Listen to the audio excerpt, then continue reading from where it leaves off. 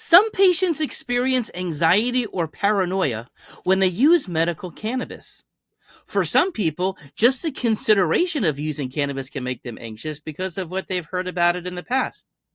Now, a lot of these things can be overcome, but let's talk about it. Hey everybody, it's Dr. David, board certified pediatrician, medical cannabis expert here in Tampa, Florida. I do a lot of med management. A lot of people can have some side effects to cannabis or it doesn't work properly or best for them. And an experienced provider can certainly do what I refer to as med management to be able to to tinker with doses, approaches, combinations, etc. that can get a person going in the right direction, potentially decreasing side effects, but of course, optimizing the benefit for why they're using medical cannabis in the first place. Now, in terms of anxiety, and you may have seen the video that I recently recorded about how medical cannabis can treat anxiety, but there are some people out there that the use of medical cannabis, especially of THC, can cause anxiety or in particular paranoia. Okay. Now, in addition to that, especially with the THC, some people can even get them palpitations, sometimes physiologically from using the THC, but also obviously if you're having an anxiety attack, a paranoid attack, a panic attack, you can of course get a fast heart rate from that because your heart's racing is part of that. Now, in particular, a lot of people, and what's reported in the literature is specifically paranoia. That's kind of like a specific type of anxiety where a person, they're not just feeling anxious, but there's a specific concern that somebody's watching them, that somebody's tracking them, that somebody's there to cause harm to them. And that really is what the difference of paranoia is. But that's a common thing. That's something I've certainly had. I've had friends have problems with that in the past too. So it's a real deal thing. But in my opinion, it is something that can be overcome or avoided in the first place when it's done properly. Okay. Now, in terms of that, I think that the biggest mistake that people make when they're using cannabis is that they use way too much. Okay. Because, especially, and this is one of the big problems with products on the street. Number one, it could be laced with something, which would be terrible. Number two, you have no idea what you're actually taking for the most part in terms of how strong it is. There's cannabis products that may have 15% THC that may have 30% THC. And of course, the higher the percent THC, the more, if you're inhaling it, especially you can have twice the amount of THC just from inhaling one product versus the other. Now, typically when there are tinctures done by dispensaries, that's very different because you know exactly how many milligrams, and you can get to very, very small milligram doses of that. So again, one of the major advantages of using medical cannabis as opposed to just something off of the street is that you can really titrate and get the dosing right. And of course, another issue, some people could have problems with one strain or one product, but not another. And of course, one of the issues with street products is that you have no idea what you're getting. You have unlikely that you're going to get the exact same strain each time that you purchase it. And again, with medical cannabis, if you know that you like this strain done in this route of administration, you should be able to get the same thing over and over, which should be very helpful when a person is trying to treat themselves medically, but also trying to avoid side effects. Now, so of course, starting with a very low dose, especially of THC, 1 milligram, 2 milligrams, if there's any concern, even if there is an experienced user, I say, don't start with more than 5 milligrams. Go from there if you don't know what will be, and work up. If as you gradually work up the dose, if you're seeing a side effect that you don't like, of course, lower the dose or stop it. That's one of the very nice things about medical cannabis. If you have a negative effect, even if you took too much or whatever, you wake up the next day and it's kind of like a reset button. So, that's why it's okay to kind of push it. But obviously, if it's making a person feel paranoid or anxious, they're not going to want to keep doing it. So that's why I would prefer not to give them a negative reaction when they are introducing it in the first place. They kind of have, I do see some, yeah, that was too much for me. Now, other cannabinoids besides THC can cause this. I do have a couple patients who any form of cannabinoid has caused a problem. Happened to a friend of mine. I felt horrible because I'm like, don't worry, I'll figure this out. Don't worry, I'll figure this out.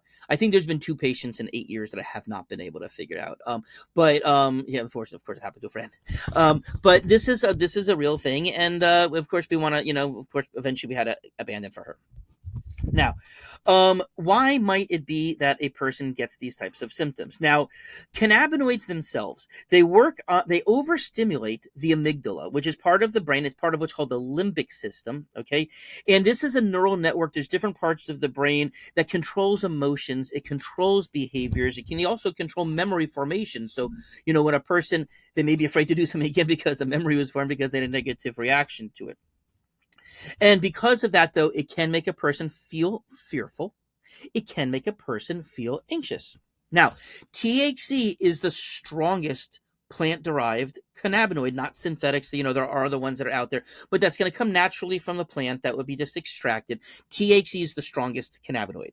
So, of course, if that's what's stimulating the limbic system, the amygdala, a milligram of THC is going to stimulate that system more so than CBD, CBG, some of the other things that I like to talk about when using medical cannabis for anxiety. And as I mentioned in another video, CBD itself does seem to help more for treating anxiety than THC does, especially unless THC is done at very low doses. So, it's something to take into consideration. Of course, most people, when they come to me in the medical cannabis clinic, I need THC for my anxiety, of which I say, okay, or maybe you don't.